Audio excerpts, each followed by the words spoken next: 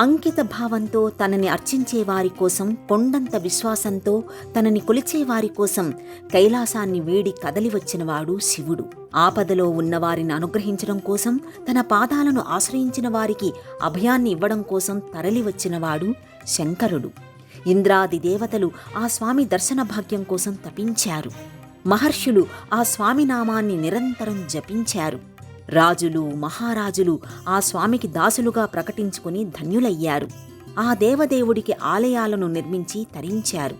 అలా ఆధ్యాత్మికతను, చరిత్రను పెనవేసుకున్న మహారాష్ట్రలోని శ్రీ అంచలేశ్వరి క్షేత్రం ఈ వారం దివ్యక్షేత్రం.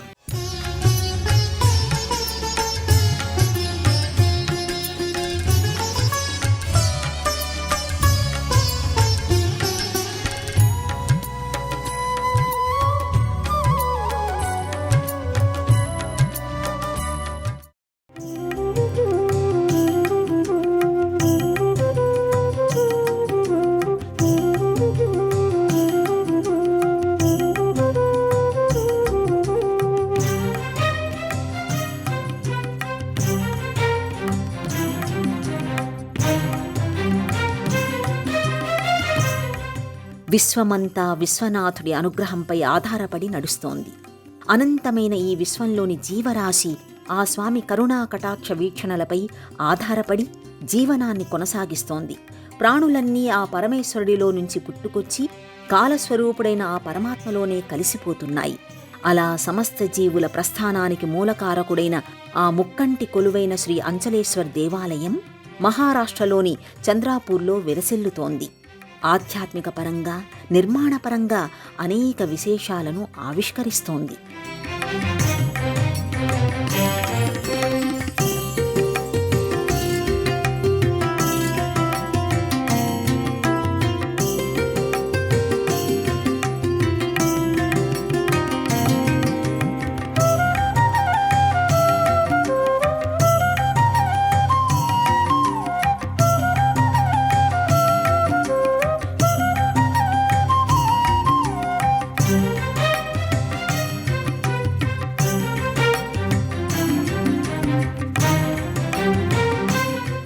మహారాష్ట్రలో ప్రసిద్ధమైన ఆలయాలు, ప్రాచీనమైన కోటలు అనేకం కనిపిస్తాయి.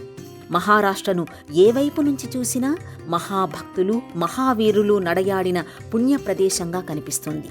భీమశంకరం, త్రయంబకేశ్వర్ వంటి శైవ క్షేత్రాలు, పండరీపురం వంటి వైష్ణవ క్షేత్రం, షిరిడీ సాయినాథుడి ఆలయం, శనిశింగణాపూర్, కొల్హాపూర్ లక్ష్మీదేవి ఆలయం, ఇలా ఎన్నో పుణ్యక్షేత్రాల సమాహారంగా మహారాష్ట్ర కనిపిస్తుంది. భక్తిభావాల భాండాగారంలా అనిపిస్తుంది.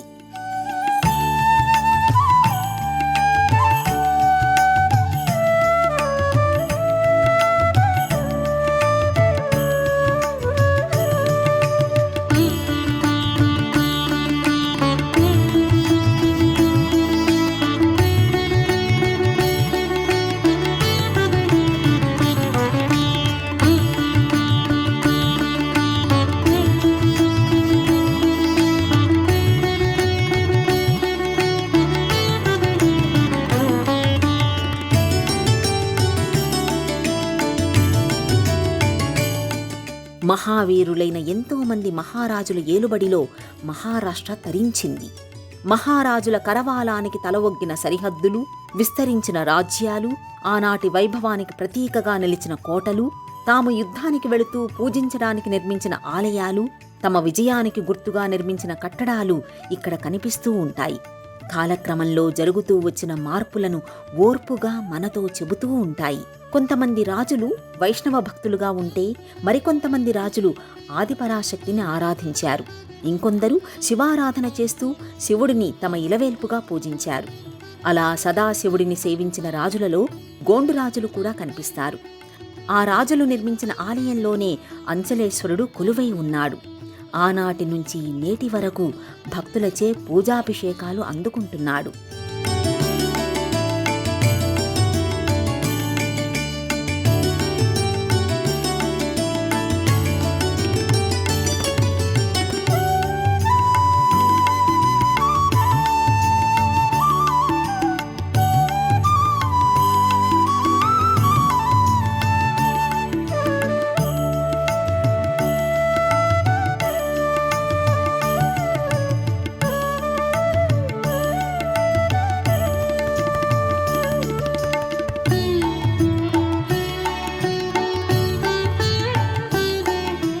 పంచభూతాలకు ప్రతీకగా పంచభూత లింగాలు ఆవిర్భవించాయి.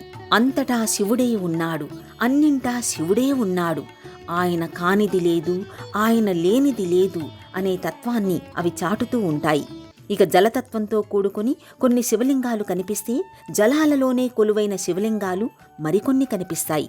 అలా జలంలో ఆవిర్భవించిన శివలింగమే మనకు అంచలేశ్వర్ ఆలయంలో దర్శనమిస్తుంది, పుట్టుకనే పునీతం చేస్తుంది.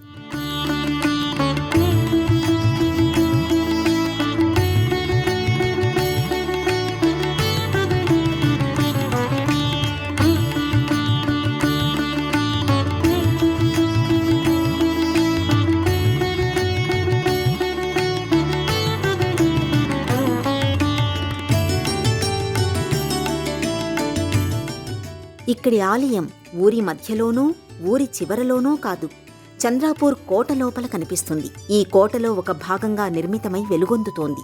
అంటే ఒకప్పుడు ఈ కోటలోని రాజులు, రాణులు, వారి పరివారం మాత్రమే ఇక్కడి స్వామిని దర్శించుకునేవారన్నమాట. అప్పట్లో కోట బయటి వారికి ప్రవేశం ఉండే అవకాశమే లేదు. రాజులు, రాణులు, అధికార గణాలు స్వామివారికి పూజాభిషేకాలు నిర్వహించుకునేవారని చెప్పుకోవచ్చు. శివయ్యకి లోకేశ్వరుడు అనే పేరు ఉంది. అందువల్లనేనేమో పూర్వం ఈ ప్రాంతానికి లోకాపూర్ అనే పేరు ఉంది. ఇక అమ్మవారి పేరుతో ఇందూపూర్ అనే పేరు కొంతకాలం పాటు చెలామణిలో ఉన్నట్టుగా దాఖలాలు ఉన్నాయి. ఆ తర్వాత కాలంలోనే ఈ ప్రాంతాన్ని చంద్రాపూర్గా పిలవడం మొదలయ్యింది.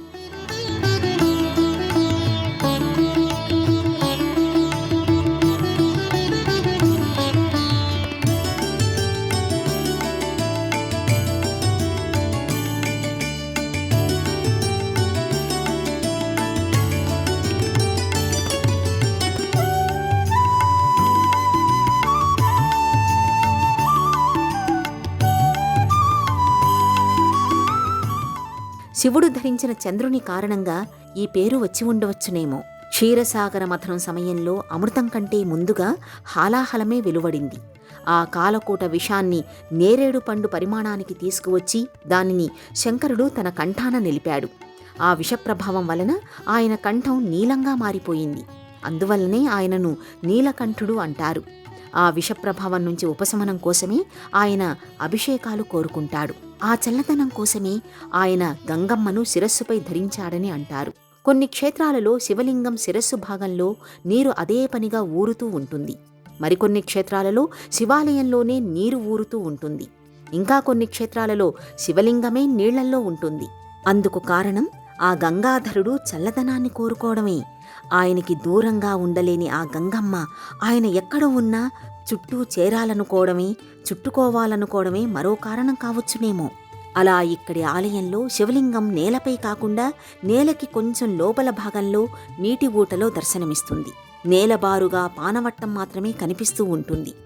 దగ్గరికి వెళ్లి మోకాళ్లపై కూర్చుని అంచలేశ్వరుణ్ణి దర్శనం చేసుకోవలసి ఉంటుంది.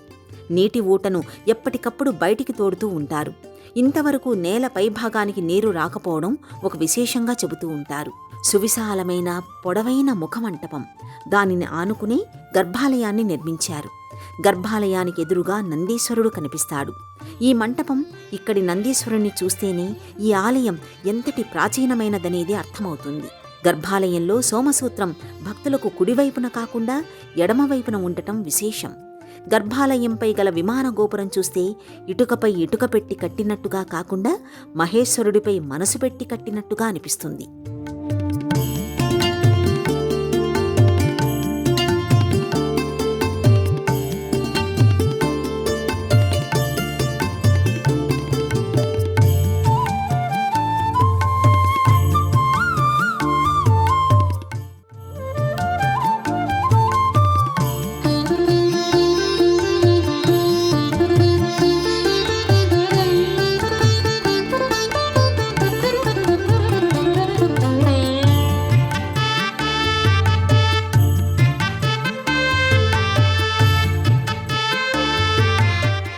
ఇక్కడి అంచలేశ్వరుడు నీటిలో ఉన్న కారణంగా జలేశ్వరుడు, జలలింగేశ్వరుడుగా కూడా కొలవబడుతూ ఉన్నాడు.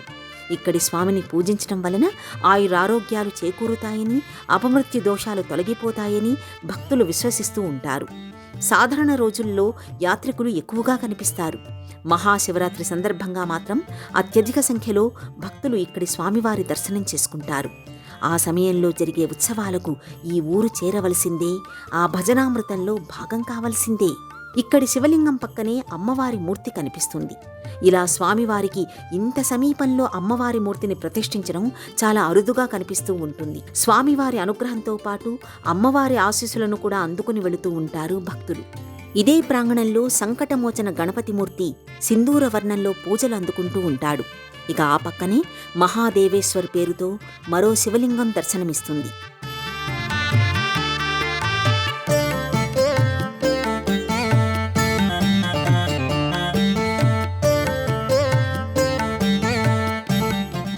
అంచలేశ్వరుడి ఆలయాన్ని పరిశీలిస్తే అన్ని వైపుల నుంచి ధారాళంగా గాలి వెలుతురు వచ్చేలా నిర్మించారు. స్తంభాలను అందంగా మలచిన తీరు ఆకట్టుకుంటుంది. రాతి గోడలపై అందమైన అల్లికలు, నగిషీలు ఆశ్చర్యచకితుల్ని చేస్తాయి. విమాన గోపుర నిర్మాణ శైలి ఔరా అనిపించకమానదు. చిన్న చిన్న పూజా మందిరాలను ఒకదానిపై ఒకటి అమర్చుతూ వెళ్లినట్టుగా విమాన గోపురం కనిపిస్తుంది. గోపురం పైభాగాన గుమ్మటాన్ని ఏర్పాటు చేసిన తీరు విస్మయాన్ని కలిగిస్తుంది. అంచలేశ్వరుడి ఆలయం కోటలో భాగంగా కనిపిస్తుంది. ఈ కోటను ఎవరు నిర్మించారు, ఈ ఆలయాన్ని ఎవరు కట్టించారు అనే ప్రశ్నలకి సమాధానంగా ఖాండక్య బల్లార్ షా పేరు వినిపిస్తుంది. గోండు రాజైన ఖాండక్య బల్లార్ షా 13వ శతాబ్దంలో ఈ కోటను నిర్మించినట్టు చరిత్ర చెబుతోంది. ఇండో పర్షియన్ శైలిలో ఆయన ఈ కోటను ఇరై జల్పాత్ నదీ సంగమ స్థానానికి సమీపంలో నిర్మించారు. కోటలో భాగంగా కనిపించే ప్రతి నిర్మాణం ఇక్కడి చరిత్రను చెప్పే పాఠశాలగా అనిపిస్తుంది. శత్రువులు ఎలాంటి పరిస్థితుల్లో లోపలికి ప్రవేశించకుండా దూరం నుంచే వారి రాకను పసిగట్టగలిగే విధంగా, అంచెలవారీగా వారిని నిరోధించే విధంగా ఈ కట్టడం కనిపిస్తుంది. దీనిని చంద్రాపూర్ కోట అని, మహాఖిల్లా అని పిలుస్తూ ఉంటారు. 8 ప్రధానమైన ద్వారాలతో ఈ కోటను నిర్మించారు.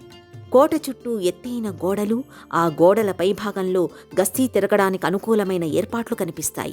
ఈ కోట బయట నుంచి చూస్తే ఎత్తైన కోట గోడలు, బురుజులు కనిపిస్తాయి. లోపల వైపు నుంచి సైనికులు కోట గోడల పైభాగానికి చేరుకోవడానికి మెట్లు నిర్మించారు. అక్కడ వారు పహారా కాయడానికి అనుకూలంగా అరుగులు ఏర్పాటు చేయడం కూడా చూడొచ్చు. ఒకప్పుడు ఈ కోట గోడల మధ్యలో అంతఃపుర భవనాలు, రహస్య మార్గాలు, నదిలోని నీరు కోట లోపలికి వచ్చే మార్గాలు ఉండే ఉంటాయి. కానీ ఇప్పుడు కోట గోడలు, కొన్ని మందిరాలు మాత్రమే ప్రకృతి వైపరీత్యాలను తట్టుకొని నిలబడగలిగాయి. కోట నిర్మాణానికి తయారు చేసుకున్న ప్రణాళిక ఏమిటనేది ఈ కోట పైనుంచి చూస్తే అర్థమవుతుంది. కోట చుట్టూ నిర్మించిన గోడలపై 8 దిక్కులలో 8 ప్రత్యేకమైన రక్షణ ఏర్పాట్లు కనిపిస్తాయి. అంటే ఏ వైపు నుంచి ఎవరు కూడా ఈ కోటలోకి రహస్యంగా ప్రవేశించడానికి అవకాశం ఉండదన్నమాట. 8 దిక్కులలో ఉన్న కాపలావారు ఆ సమాచారాన్ని మిగతా వారికి అందించడానికి తగిన ఏర్పాట్లు, తక్షణమే స్పందించిన సైనికులు కోట పైభాగానికి చేరుకోవడానికి అవసరమైన మార్గాలు ఆ రోజుల్లోనే చేసిన తీరు అబ్బురపరుస్తుంది. కోట గోడల నిర్మాణానికి ఉపయోగించిన రాళ్లు, పటిష్టమైన అమరిక ఆశ్చర్యచకితుల్ని చేస్తుంది. అప్పట్లోనే కోటలోకి ప్రవేశించడానికి అంచెలంచెలుగా తనిఖీలు జరిగేవనడానికి నిదర్శనంగా ఇక్కడ కొన్ని నిర్మాణాలు కనిపిస్తాయి. ఇండో పర్షియన్ నిర్మాణంలోని గొప్పతనాన్ని అర్థం చేసుకోవాలంటే ఈ కోట గోడలను నిశితంగా పరిశీలిస్తే సరిపోతుంది. ప్రస్తుతం ఈ నిర్మాణం భారత పురావస్తు శాఖ వారి అధీనంలో ఉంది. ఈ కోట కారణంగానే ఈ ప్రాంతం ఆధ్యాత్మిక ప్రదేశంగానే కాదు, చారిత్రక పర్యాటక కేంద్రంగా కూడా విరాజిల్లుతోంది.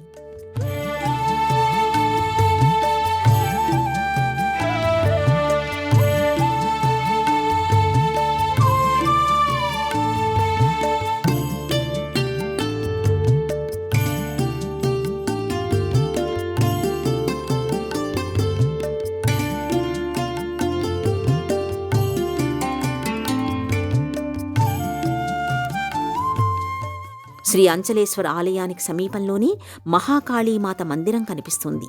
ఇక్కడి అమ్మవారు సింధూర వర్ణంలో కొలువై పూజలందుకుంటూ ఉంటుంది. లోక కళ్యాణానికి అడ్డుపడుతున్న అసురులను, అవరోధాలు కల్పిస్తున్న అసుర శక్తులను అంతం చేయడానికి అవతరించిన ఆది పరాశక్తియే కాళీమాత. అలాంటి అమ్మవారు భక్తులను తన బిడ్డలుగా భావించి ఆదరిస్తూ ఉంటుంది, అనుగ్రహిస్తూ ఉంటుంది. గర్భాలయంలో సింధూర వర్ణంతో మహాకాళీమాత కొలువై ఉండగా ఇక్కడి ముఖమంటపంలో ప్రసన్న వదనంతో చిరునవ్వులు చిందిస్తూ మరో మూర్తిగా కాళికాదేవి కనిపిస్తుంది. ఇక్కడి నదిలో ఈ మూర్తి లభించిందని, రాణి హీరావతి ఆ మూర్తిని ఇక్కడ ప్రతిష్ఠింపచేసిందని చరిత్ర చెబుతోంది. ఇక్కడ గణపతి, హనుమ కూడా పూజలందుకుంటూ ఉంటారు. క్షేత్రపాలకుడిగా వినాయకుణ్ణి చెబుతూ ఉంటారు. కాళీమాత లీలా విశేషాలను గురించి ఇక్కడ కథలుగా చెప్పుకుంటూ ఉంటారు. మహాకాళీమాత మందిరం ఎప్పుడు చూసినా భక్తులతో కాస్త రద్దీగానే కనిపిస్తూ ఉంటుంది. ఆ తల్లిని దర్శించుకోవటం వలన దుష్టశక్తుల నుంచి, భయాల నుంచి, బాధల నుంచి విముక్తి కలుగుతుందని భక్తులు విశ్వసిస్తూ ఉంటారు. ఆ తల్లిని శాకంబరిగా భావించి ఆరాధిస్తూ ఉంటారు. అమ్మవారి అనుగ్రహం వలన కరవు కాటకాలు దరిచేరవని భావిస్తూ ఉంటారు. ఆ తల్లికి పసుపు కుంకుమలు, గాజులు, పూలు, పండ్లు సమర్పిస్తూ ఉంటారు.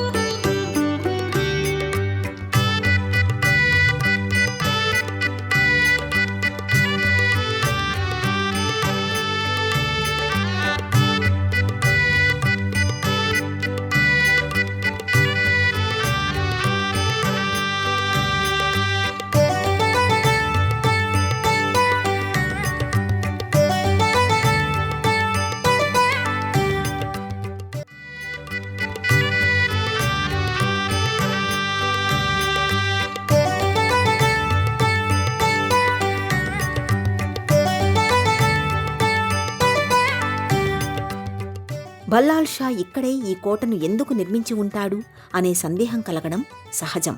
అందుకు సమాధానంగా ఇక్కడ ఒక కారణం వినిపిస్తూ ఉంటుంది. బల్లాల్ షా తరచూ అనారోగ్యాలతో బాధపడుతూ ఉండేవాడట. ఎప్పుడూ ఏదో ఒక అనారోగ్యం అతన్ని ఇబ్బంది పెడుతూ ఉండేదట. ఒక రోజున వేట కోసం బయలుదేరిన ఆయన గుర్రంపై ఈ ప్రదేశానికి చేరుకునేసరికి చాలా దాహం వేసింది. ఇక్కడ ప్రవహిస్తున్న నదిని చూడగానే ఆయనకి ప్రాణం లేచొచ్చింది. దాంతో బల్లాల్ షా దాహం తీర్చుకోవడమే కాకుండా ఇక్కడి నదిలో స్నానం చేశాడట. అంతే, తన అనారోగ్యాలు తొలగిపోయినట్టుగా అనిపించడమే కాకుండా మునుపెన్నడూ లేని కొత్త ఉత్తేజం, ఉత్సాహం కలగడాన్ని ఆయన గమనించాడు. ఇక్కడి నది నీటిలో ఏదో మహత్తు ఉందని భావించిన ఆయన ఇక్కడే కోటను నిర్మించాలని నిర్ణయించుకున్నాడు. ఆ రాత్రి కాళికాదేవి స్వప్నంలో కనిపించి ఫలానా గుహలోని తన మూర్తి చాలా కాలంగా పూజాభిషేకాలు లేకుండా ఉందని, తనని ప్రతిష్ఠించి నిత్య పూజలు జరిగేలా చూడమని ఆదేశించిందట. ఆ మరునాడు ఉదయాన్ని బల్లాల్ షా తనకి స్వప్నంలో కాళీమాత చెప్పిన జాడలను గుర్తు చేసుకుంటూ వెళ్లి ఒక గుహలో ఉన్న 5.5 అడుగుల అమ్మవారి మూర్తిని చూసి ఆ అమ్మవారిని ఇక్కడ ప్రతిష్ఠించాడు.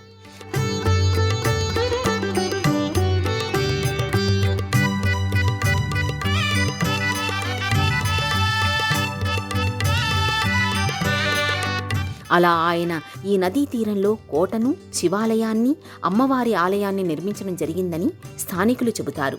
ప్రతి ఏటా చైత్ర పౌర్ణమి రోజున ఇక్కడి అమ్మవారికి 20 రోజుల పాటు జాతర జరుగుతుంది. ఆ సమయంలో ఎటు చూసినా భక్తజన సందోహమే కనిపిస్తుంది. దేవాలయాలలోని ఇటుకలు శిథిలమవుతున్నా అవి భక్తి రాగాలనే ఆలపిస్తూ ఉన్నట్టుగా అనిపిస్తాయి.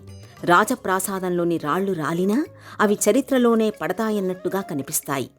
ఇలాంటి ఒక అనుభూతిని ఇక్కడి కోట, ఆ కోట వాకిట కొలువైన ఆలయాలు కలిగిస్తాయి. ఎన్నో యుద్ధాలు చూసిన కోట బురుజులు, శత్రువుల ఆయుధాలచే గాయపడిన కోట గోడలు, సిపాయిలతో కబుర్లు చెప్పిన అరుగులు, ఖడ్గాల చప్పుళ్లు విన్న ద్వారాలు ఇక్కడ కనిపిస్తాయి. యుద్ధానికి ముందు రాజులు ఇక్కడి ఆలయాలలో చేసిన పూజలు, ప్రార్థనలు మన చెవుల్లో మారుమ్రోగుతున్నట్టుగానే అనిపిస్తుంది. ఆ కాలంలో జరిగిన సంఘటనల సమాహారం కళ్ల ముందు కదలాడుతూ ఉంటుంది. ఆధ్యాత్మిక వైభవం, చారిత్రక ప్రాభవం కలిగిన ఈ ప్రదేశాన్ని దర్శించిన జ్ఞాపకాలు మన వెన్నంటే వస్తాయి. మన జీవితమనే పుస్తకంలో కొన్ని పేజీలను సంపాదించుకుంటాయి. మన మనసు పొరలలోని అనుభూతుల అరలలో అందంగా ఒదిగిపోతాయి.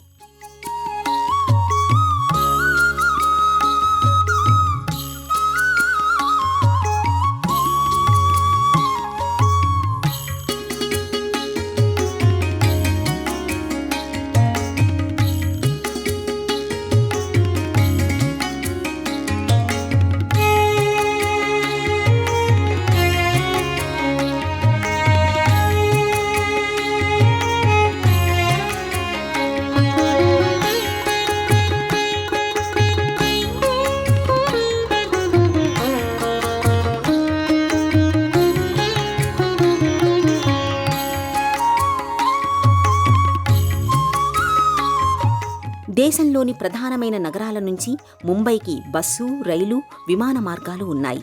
ముంబై నుంచి నాసిక్, జల్గాం, నాగ్పూర్ మీదుగా చంద్రాపూర్ చేరుకోవచ్చు. హైదరాబాద్ నుంచి వెళ్లేవారు వరంగల్, రామగుండం, సిర్పూర్, భల్లాపూర్ మీదుగా చంద్రాపూర్ చేరుకోవచ్చు. దివ్యక్షేత్రమైన శ్రీ అంచలేశ్వర ఆలయాన్ని కనులారా దర్శించుకోవచ్చు.